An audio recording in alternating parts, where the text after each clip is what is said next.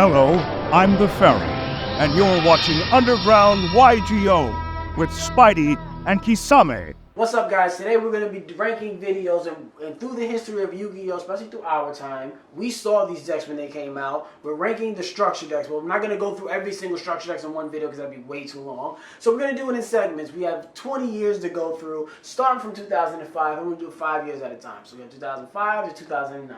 You didn't plan it this way. Yeah, I did. No, you did. What are you talking about? You did the other What are you way. talking about? You made a mistake. What are you and talking you're about? trying to act like you did. No, I didn't. They never saw that. It didn't happen. I'm gonna hug my cauldron. Who's that? It's a squishable. It's a Halloween squishable. It's a cauldron for Halloween. So I want you guys to understand that he'd rather spend money on this than investing back into the channel. I come and I say, yo, we should use new microphones. I can't afford No, you fucking watch. We're going to be ranking the videos.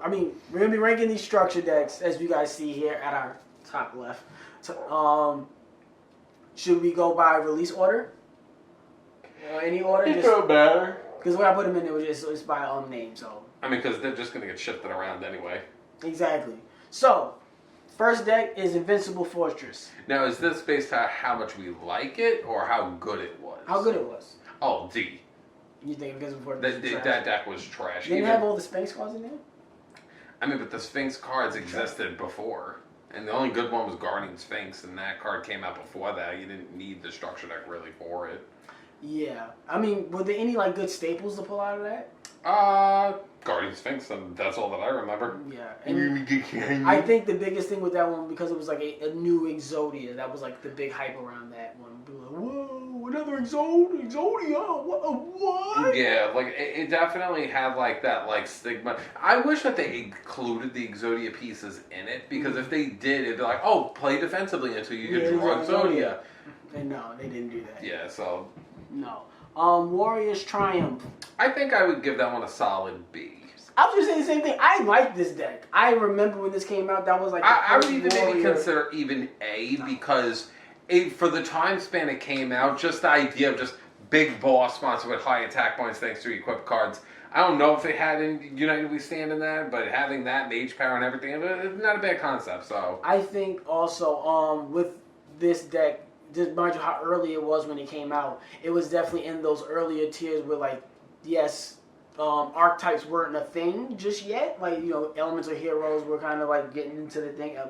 They started introducing it, but decks weren't really big into their boss monster. When this one came out, it was like, oh shit, an actual archetype that's based around an entire type of monsters. Inferno.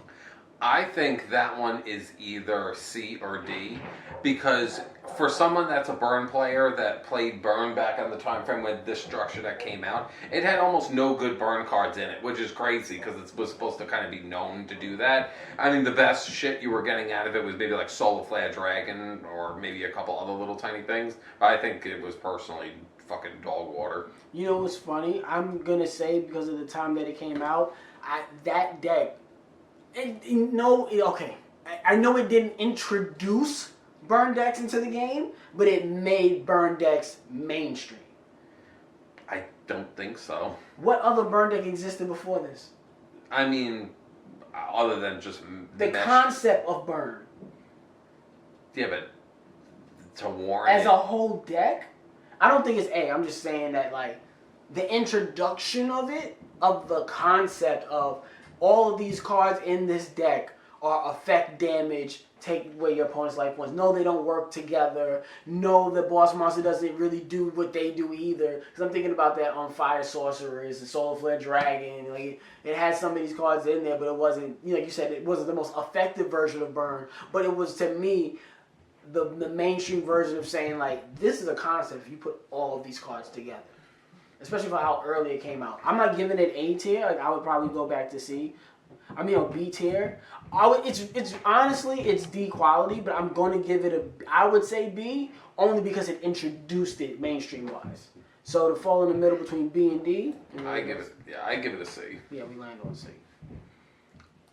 Dark Emperor. That's S tier. It definitely implements a lot of banished material stuff in it. But, which for to us? me, yeah, for us, we took Caius out of it. We need that Caius. We need that Caius, my man. I need that Caius. Okay, this is Dinosaur, what is it? Survival. Which one was this one? Dino Fury. Dinosaur's Fury or Dinosaur's Rage?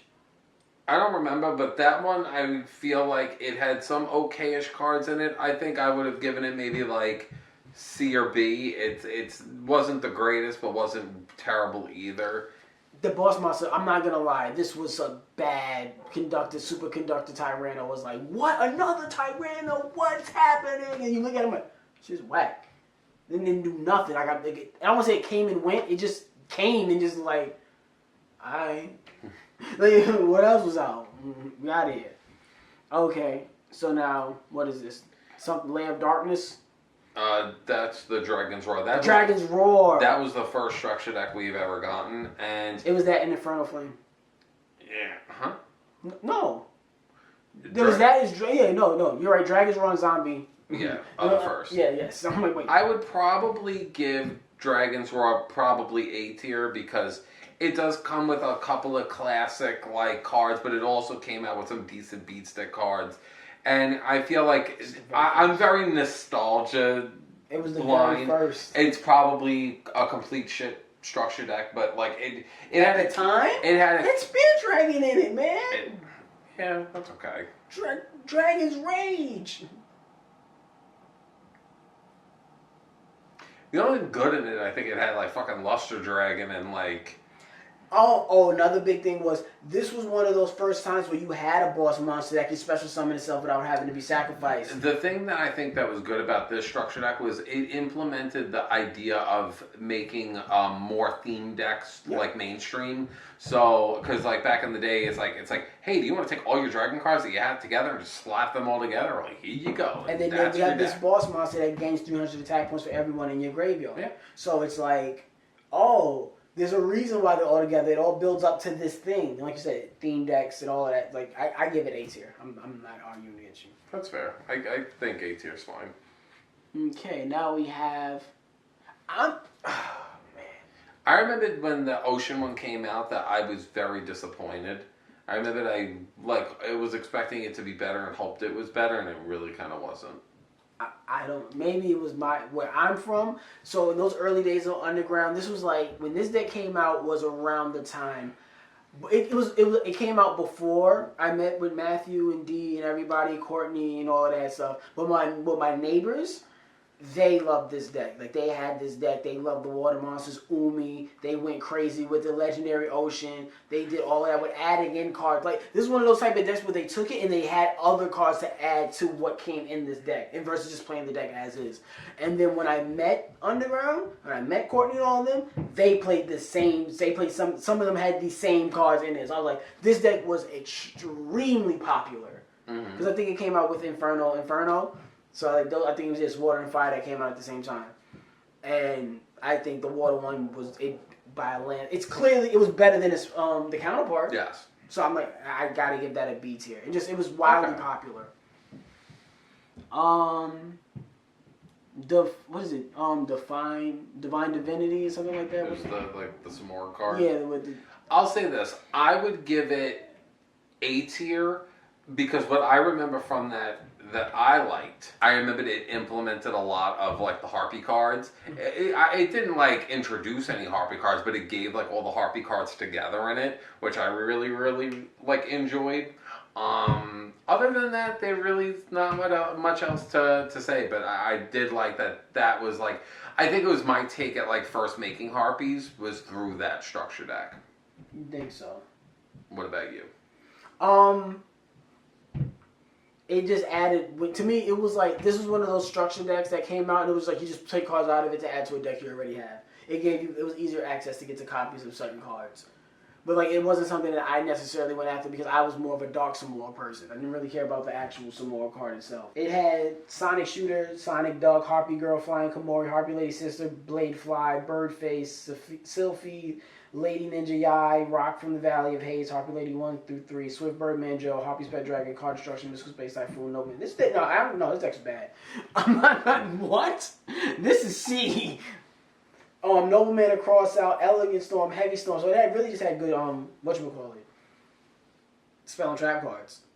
No Mana Cross Out, Reload, Harpie's Hunting Ground, Triangle, Ecstasy Spark, Lightning Vortex, Hysteric Party, Aqua Course, Dust Tornado, Claw the Haunted, Magic Gem, Dark Coffin, Reckless Grease, Sakura 2 Armament. This deck was bad. I don't know. Like I said, it was my stepping stone to making the Harpie deck. Because it had 1 through 3 in there, but this didn't, like Swift Birdman, Joe, like, nah, this deck wasn't that good. I don't know. God, give it B. Give it B at least. C, man. What's B in this? Look at this list. What's B? To be fair, I could do that for like all these fucking deck lists. Let's be honest. Okay, let's go back to A. Dinosaur, Dragon's Roar. This is fucking A, bro. Red Eyes Black Dragon, Red Eyes Dark Dragon, Luster Dragon, Twin-Headed Behemoth, Arm Dragon. This is A. You can't argue. Like, I'm not even have Mass Dragon that special summons level. That was the thing. You had Mass Dragon back then. You play Mass Dragon, it gets destroyed. Arm Dragon comes out. Then it's your turn. You get to the standby phase, automatically jump to level 5. This is A. There's synergy in here. Whatever. And this was the first one, 05. This Lord of the Storm came out in 06. No fucking synergy. None. You don't think Harpie's Hunting Ground and Harpie Ladies 1 through 3. And Harpie Girl. Oh, shit. Nah, I'm not. This shit should be a D, honestly, but I'm giving it a C. That was bad. Invincible Fortress is bad, too. Giant Rat. Give me get him off my list. Sand Moth. Get the fuck out of here, Sand Moth. I remember Sand Moth. I tried it. Golem Sentries. All right. next? All right. The next one is Machine Revolt. I would put that in A tier. I'm not going to lie to you. I might put it in S. I'm fine with that too. I think Machine Revolt with the ancient Gajigachon dragon that had that effect of whatever you attribute to with the gadget monsters was really good. You can add Chimera, which is a really good card. Engineer was alright. Boot Up Soldier, Mechanical Chaser, all the gadgets, Gear Golem Moving Fortress, Ancient Gear Golem, Beast, Soldier. It was good. Ancient Gears are good. This was a really good deck. Especially structure deck wise, if you want to pull out, it had good staples in it. It had Pot of Avarice, Heavy Storm, Enemy Controller, Mystical Space Typhoon, Sakurutsu Armor. Like, it had so many good staples. Ultimate Offering, especially for back then with the gadgets. Like, this was a really good deck. S tier. Any arguments against S tier? No. I was happy with S or A. Rise of the Dragon Lords. I don't You don't remember this deck? Alright, just to give the fans a little bit of piece of that, this is Felgrand Dragon deck. That one sucked. Then you said Dark Blaze Dragon, Herald, Spear Creek, and Guilford the Light. This is a fucking hodgepodge mess. Angel Joan, Tyrant Dragon, Horus level 6, not even Horus level 4. It has some decent random cards with no synergy, so I would probably give it B just for the decent cards in it alone. Yeah, like you just buy this to pick out some stuff. And yeah. Brain Control's nice, Foolish Burial, Soul Exchange, Sakurutsu Armor, Draining Shield we used to use. I mean, Mystic Block is garbage. Wingbeat of a Giant Dragon, but Majestic Mech Goryu. Like, what the this is bad. This is not a good deck at all. Dark Blaze Dragon. But this was supposed to be introducing like the Chaos. Because that's when you had the Blacklisted Soldier Envoy of the End, the type of shit like that. That was what that was really used in. Okay, next deck is Spellcaster's Judgment. No, not Spellcaster's Judgment. This is this deck right here is not Spell. This is the other Spellcaster one. This is Spellcaster's Command. And that's with the Endymion. I didn't really care for it. Let me see. I'm just throwing it on the list for right now. Endymion, the Master Magician, who's all about spell counters. This deck is what really did the spell counter up to the end of the world. Because this is with the Magical Citadel, Old Vindictive Magician, Skilled, Dark Magician, Dark Red Enchanter. I think when it came out, it felt very underwhelming. Like I mean, I'm looking at the cards in the list, and the cards in the list aren't bad. But I think at that point when it came out, like this came out when? 07? No. This came out 09. So 09 was basically when our Master decks were like in our fullest prime. You don't think this could keep up? Fuck no. You don't think you think that when fucking Dark Red Enchanter jumped on the field, you didn't lose you lose all bodily fluid. Magical blast. Nothing in there. For that ass. Miss Body. Woo! Blast my ass with that, From the mystical blast. Woo! I'm giving it D. That was bad. Yeah, for the time, like if they came out earlier, it wouldn't probably be as low as it is. But they were introducing spell counters too, because I remember when spell counters was a thing, and everybody was like, "How do I count? This is annoying. Who likes this?" Now we can get into Spellcaster Judgment, and that's when they had Dark Eradicator Magician. I would put that one in B or A because that one had Breaker, and in that time frame when that card Breaker was hard to get. Yeah. Breaker, I think, original release was an Ultra, so getting that as a common was really good. Nobleman across out swords revealing light, heavy storm, mage power, dark magician attack, spell absorption, magical dimension, nightmare steel cage, spell shield type B. I would put it either in A or B. A or B. Chaos sorcerer. What's that? So Chaos sorcerer. You remember how good that card was back then? It's ironic because I didn't play Chaos Sorcerer back in the day. I did. Chaos Sorcerer was really good. Chaos back then was like, that was the day. It was like Light Swarms ruined it. But like, Light Swarms. Before them, that was that. But Warriors Triumphant. No, Warrior Strike. This is Warrior Strike. No, Warriors Triumphant. Warriors Triumphant was on the Guilford the Legend. Warrior Strike, now that's the one where Phoenix Gearfree was introduced. I would go B, but I don't know where you would go there unless you look at the list. Because this was, Cavalier was a, this is Gemini's. It had Burn of the Mighty in it? That's weird. This is really Gemini's. They tried to, it's a warrior deck, but it's really for Gemini's. I probably would put it in C. I don't think this deck is as good as Warriors Triumphant. I don't think this deck is as good as Dragon's Right. Like, yes, there are some cards in here that you can pluck out for, like, just toolbox stuff. Read the Matchless General. But the fact that they had Gemini cards in here and Gemini's Listen, Exile, Force, DD Warrior Lady, and Card Trooper were all in my main at one point. And Burn of the Mighty. Yeah. But there were other places you could get those cards. These cards weren't hard to get to. Card Trooper was. It's not enough, man. This is not enough. Look, they got your Dark Ride up in there. I know, right? Crazy. And Ikebio Drakmor. That was my card. That card that made card sick. I love that, but I can't. The Gemini's on, and your boss monster's a Gemini. I have to summon him twice. Fuck out of here. No. There's some good cards in there, but I can't, I'm sorry, I can't rock with it. All right, we're up to our last two. We have Zombies. Zombie Madness and Zombies World. Zombie Madness I would probably put in B. Because out of the two, I always felt like... I got Zombies Madness when it first came out. That was one of the first structure decks. Mm-hmm. That was my first structure deck. Like, people with Dragon Lord, I never really liked Dragon Lord. Remember, it had Vampire Lord in there. Vampire Lord ain't good.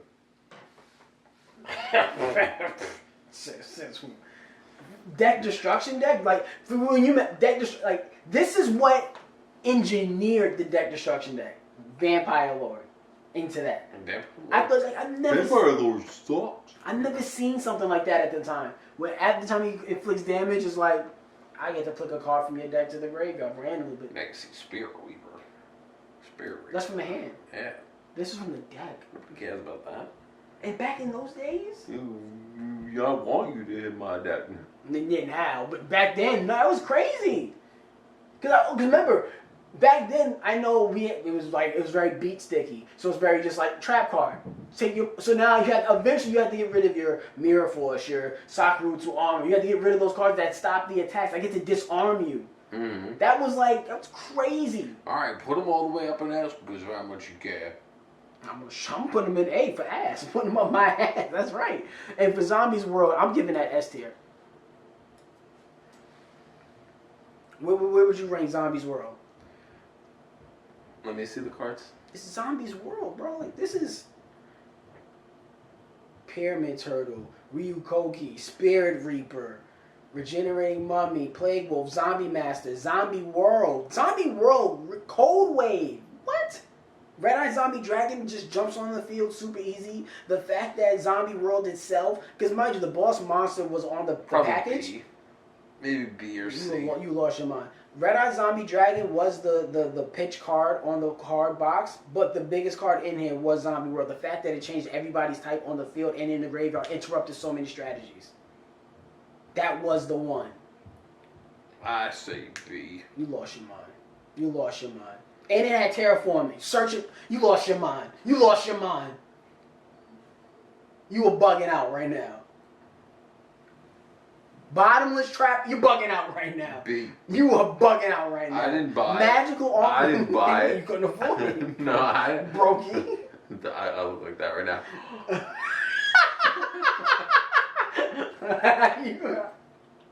Oh my god! I was too busy buying 3 Kaya structure decks. I know, right? Shrink is in this deck. You bugging out. Nah. Shrink was dirt cheap even back in the day. How good was it? No, what? Shrink was fucking $4. $34. That's a lot. That's $20 today. No, it wasn't. Yeah, when I buy a hero. When I used to buy a hero back then, it was $5. That hero today is $10.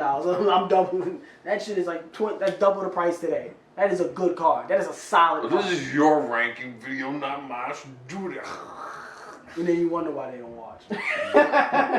Why don't they watch? All right, the thing's running out. So that was it. What do you guys think? And we'll be back with We'll be back with the next 5 years. In 5 years. In 5 years. Bye. Hey, this is Seno Kaiba. Listen, Kisame and Spidey, I just want to tell you something. You're both third-rate duelists with fourth-rate decks. Oh, and I play my Blue Eyes White Dinosaur.